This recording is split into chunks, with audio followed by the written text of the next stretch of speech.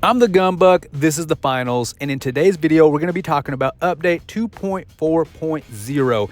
And stay tuned because Embark introduced one of the best hotfixes, quality of life things they could have ever done since the release of the game. We'll get to it later, but first up, we're going to talk about the new community event. Oh, and stay tuned because at the end of the video, I'm going to go through the store and, they introduced a couple of new skins that are actually pretty dope. So yeah, back to the new community event. So they did a community event a little while back. It was pretty dope. And in this one, we're going to work together on Power Shift to get this little item here, this pink boombox, the hi-fi boombox in pink. All right, so this is what they have to say about it. It's time again to work together as a community for a special prize. This time you'll be This time you'll be touring the globe on the Power Shift platform, not just once, but 10 times around the earth. Push and pull that platform far enough and everyone will win a pink historical hi-fi boombox to wear in the arena. Fail to go the distance and this item becomes an unreachable relic. You can do it. So that's it, ladies and gents. Everyone get on a Power Shift and we can work together as a community to unlock this item. One thing they added that's pretty dope is they added a link here, which I will put in the description of this video, that lets you go track how much you've contributed to this little challenge. So this link here, it's pretty dope. You can enter your gamer tag if you want and then see what distance you've contributed to us winning this. If you really want to grind it out, you might just be in the top 10 for this challenge. This is pretty cool. I'm glad that they did that. Okay, now here's a little video for the items that they released in the store in this week's hotfix update. Not going to play the video, but we'll take a look at these items later in our video. Now for the notes. Let's go ahead and read this. This week we're making quality of life improvements, adding some new functionality to contracts, another mode to private matches, and fixing bugs. Players can now track up to 5 contracts inside the game, and you can find options in the settings menu to determine how much or how little information is displayed. You'll also see improvements to the backfill settings on Power Shift and removal of glitching UI when eliminated, and a smarter battle pass that always jumps you to your current page. Finally, we've added solo banquet to private matches and have fixed a number of contracts in the career circuit that were causing headaches to the majority of players who couldn't achieve them. I added that little last part there. All right, so let's talk about this. They added, now you can track contracts in-game. Okay, that's cool. I kind of not really care about that.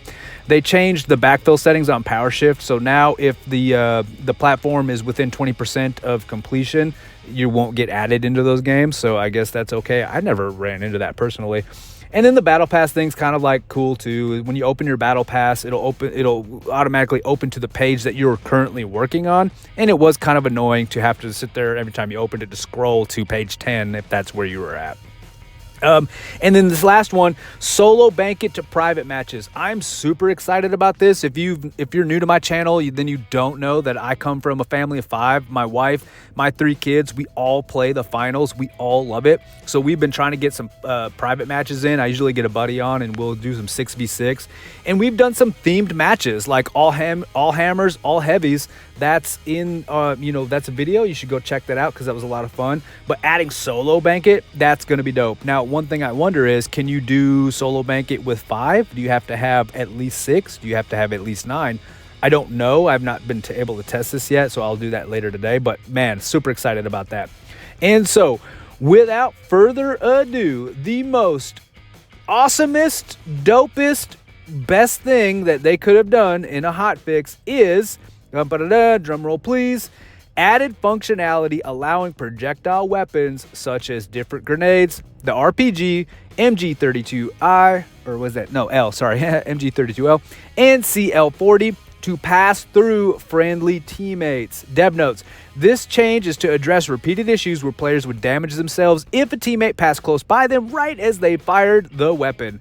How many times have you accidentally killed yourself busting off that RPG or throwing a grenade right when your homeboy, or homegirl I guess, runs past you and you put it right in the back of their dome?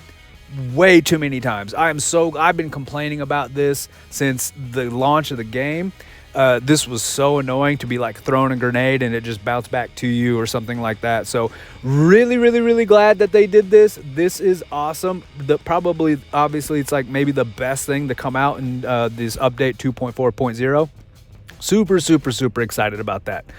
All this other stuff is, cool. I'm not going to go through it all. I'm not going to bore you with some of these details. I'll put a link to the description. I'll put a link in the description to these patch notes if you really want to go through them. They didn't make any meta changes, so nothing to the weapons or anything like that. But then one thing that you might be interested here is the contracts. So they replaced win one tournament with deal 750 damage to opponents in circuit 1 stage 3. I know a lot of people on Reddit were complaining about this once they removed casual tournament play. So essentially to achieve this, you had to go into ranked. And there's a lot of problems with rank, let's just be honest. Not only are there problems with just like how they're doing the matchmaking system and how they're ranking you up and down, but one of the biggest problems, the elephant in the room here, is the freaking cheaters. The cheating is out of control. Please, Embark, fix this problem. If we want this game to flourish, which I certainly do, we need to fix it. The cheating problem has to be addressed and has to be addressed aggressively. Okay, so back to this. They changed it with deal 750 fire damage to opponents. I feel 750 is kind of low. Like, let's make these difficult. Like, I'm not a fan of making the challenger circuit easier.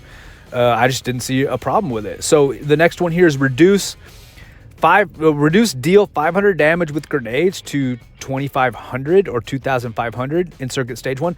Again, I knocked this out pretty dang easily. I don't know why they reduced it, but okay, it makes it easier for some of y'all.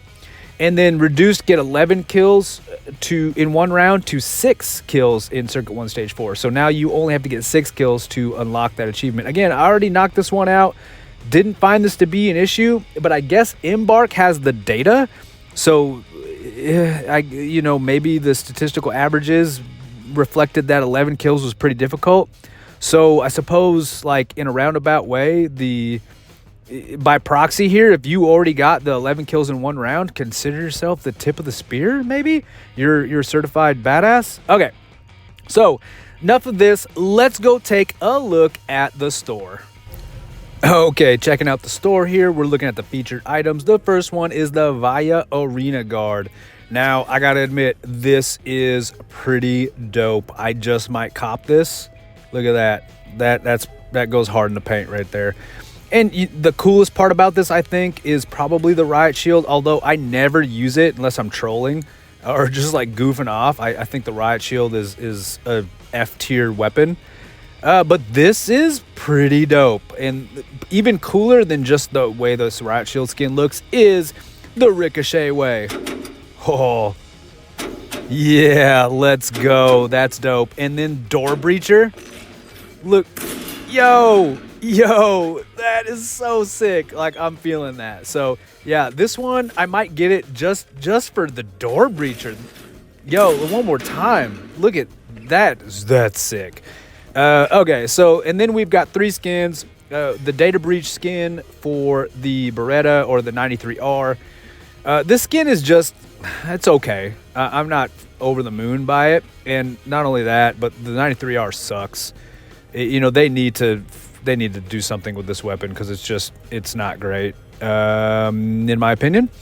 Then we've got the FAMAS, the skin for the FAMAS is actually all right. It's grown on me. It feels like a iron sights battle rifle from Halo.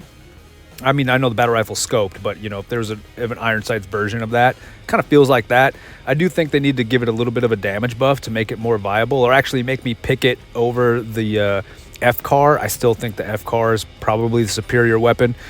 And then you've got the skin for the KS-23, which I've actually, since they did the hotfix buff to this, I've kind of been feeling this gun. I've been trying it out a little bit here and there.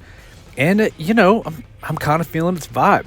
So that's the store update. Let me know in the comments if you are really digging these skins, and let me know if you're going to get the Via Arena Guard. I think this is pretty dope. So that is it for this video, folks. I appreciate you tuning in. Please like and subscribe.